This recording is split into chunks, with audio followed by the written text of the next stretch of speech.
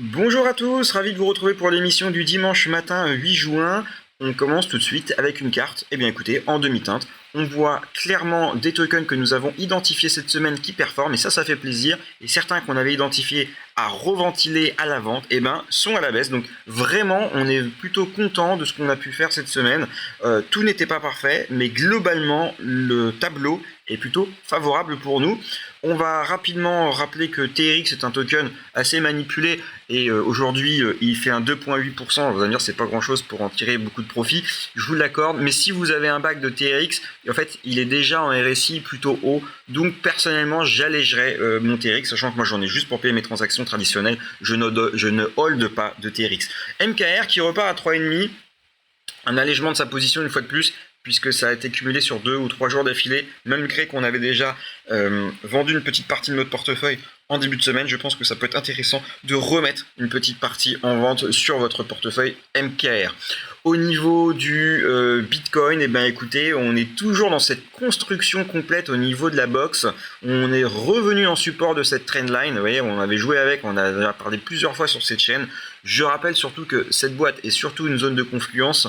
En réalité, les grosses valeurs et vraiment le support majeur, c'est ici, c'est les 95 000 $ par 3 raisons. La première, c'est le retracement des 1, 2, 3, 4, 5 en Fibonacci qui nous ramène ici au 1,61,8, c'est le premier point.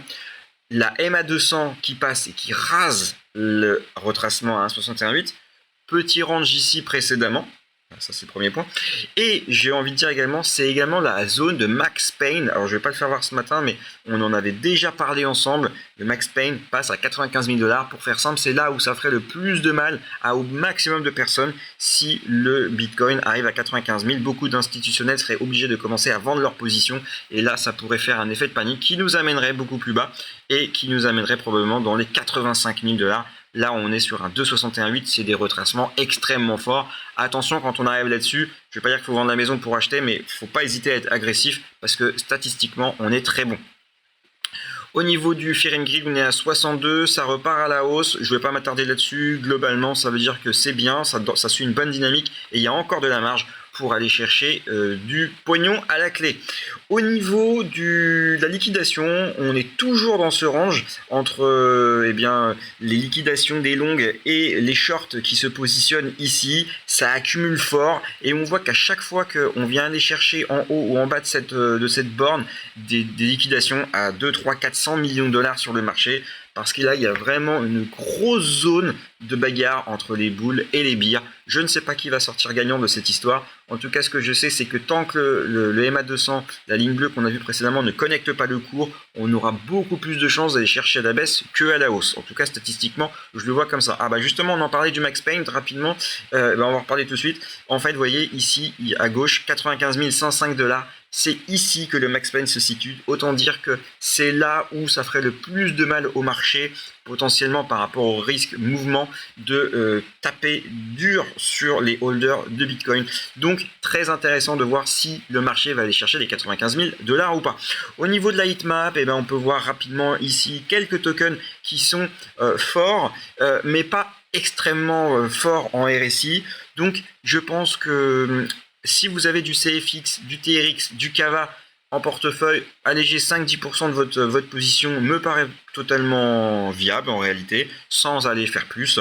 Et ici, en token à acheter, on a Bank, on en a déjà parlé, mais je ne peux pas dire qu'il y a quelque chose vraiment d'incroyable dans ces tokens qui mériterait une rotation de la liquidité de vos ventes pour ici, ou même si vous avez un peu de stablecoin, parce que les tokens qu'on avait déjà identifiés ont déjà été pris en position et sont remontés ici à l'average du RSI. Par contre, ce que je vous ai identifié quand même, j'en ai déjà parlé, je vais en reparler aujourd'hui, c'est Kita. Alors vous allez me dire, lui il défie la gravité, donc rentrer là-dedans maintenant ça paraît incroyable. Il faut savoir que ce token il est encore en testnet, c'est ça qui est totalement dingue. Il est même pas en mainnet et en fait quand on regarde, il fait des performances oui incroyables avec une market cap aux alentours de 600 millions de $. Donc quand on voit ça, on a envie de fuir, mais il faut commencer à regarder le projet à la loupe. Et quand on le regarde à la loupe, on se dit que c'est extrêmement sous-valorisé. Moi personnellement, j'ai des targets beaucoup plus hauts que Kita. Je pense que ça a totalement le potentiel d'aller chercher un x50 à x100. D'ailleurs, j'ai fait une vidéo dans ce sens-là, je vous invite à aller voir sur ma chaîne, je l'ai publiée le 7 juin. Je pense que Kita, c'est la pépite de 2025. Je déteste utiliser ce terme-là, mais c'est vraiment le cas. Pensez Kita. Allez voir ici sur le site, explorez par vous-même. Il y a Eric, l'ancien PDG de Google, qui est advisor de Kita. On parle de révolutionner la finance. Alors on nous l'a déjà promis maintes fois ce genre de discours, mais là, quand vous avez la 57e fortune mondiale qui est advisor d'un tel projet, eh ben, toutes les possibilités sont remises sur la table. Je pense qu'une fois que ce token sera en mainnet, qu'il sera listé sur des plateformes telles que Binance, Coinbase et compagnie, ça va vraiment skyroter et je pense réellement que les 10 milliards de capitalisation sur ce type de token, c'est qu'une simple formalité. Je sais que ça paraît aberrant par rapport à ce qu'on voit avec des tokens comme Tao, des tokens comme Kaspa, des choses comme ça qui ont extrêmement beaucoup de mal à aller chercher ce type de valorisation, alors que pourtant c'est des grosses techs. On se dit mais comment Kita peut aller chercher ça? Le truc c'est que là on aurait des institutionnels dans la danse et ça change tout. Des institutionnels n'ont pas du tout le même pouvoir d'investissement et le même pouvoir d'achat. Et c'est surtout que quand on est sur des projets comme par exemple Tao, où on est full décentralisé, donc c'est beaucoup plus difficile d'aller faire du marketing. Là, derrière, des projets comme Kita, je vous laisse imaginer ce que ferait le cours si on aurait un personnage donc comme Eric, donc le PDG de Kita, qui se mettrait à parler de Kita. Ça serait explosif, hein, clairement. Au niveau de Tether, on a, vous savez, Tether qui se nomme un peu l'introduction en bourse et déclare que 515 milliards de dollars est un peu baissière en fait, ça en ferait la valorisation de la 37e ou 38e valorisation au monde en termes de compagnie. Donc on voit que Tether devient clairement non, c'est 19e pardon, devient un monstre en termes de capacité.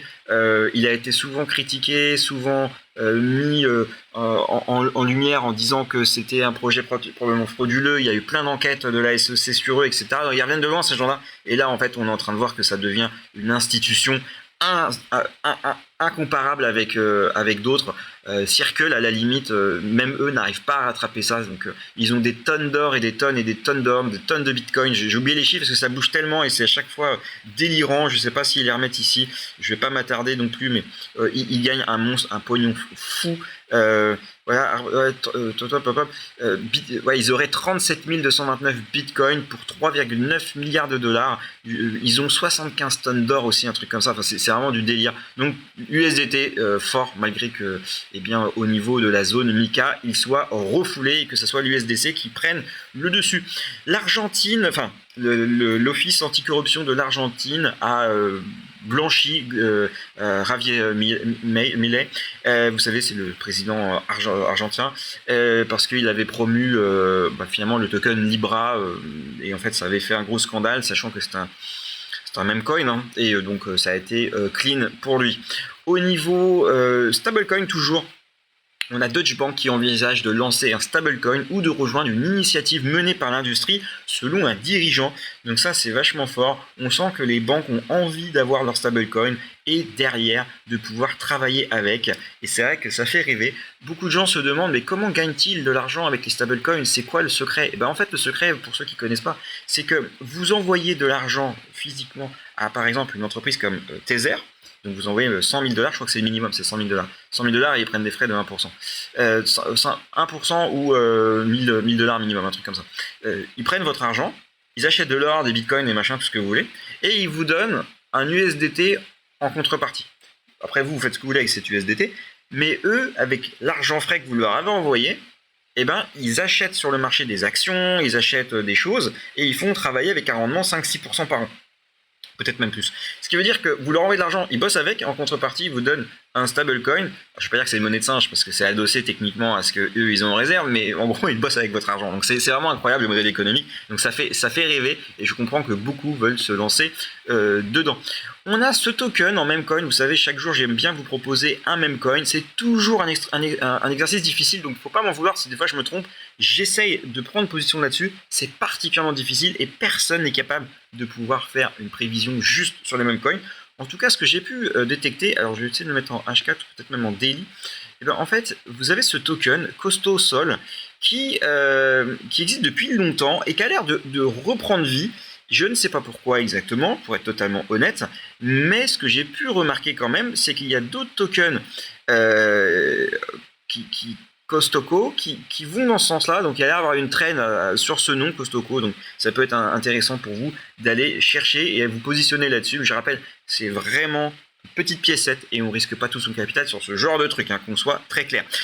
Sur ce, eh bien, écoutez, je rappelle 3 émissions par jour. On se retrouve sur l'émission de midi. Et d'ici là, je vous dis à bientôt. Bye bye.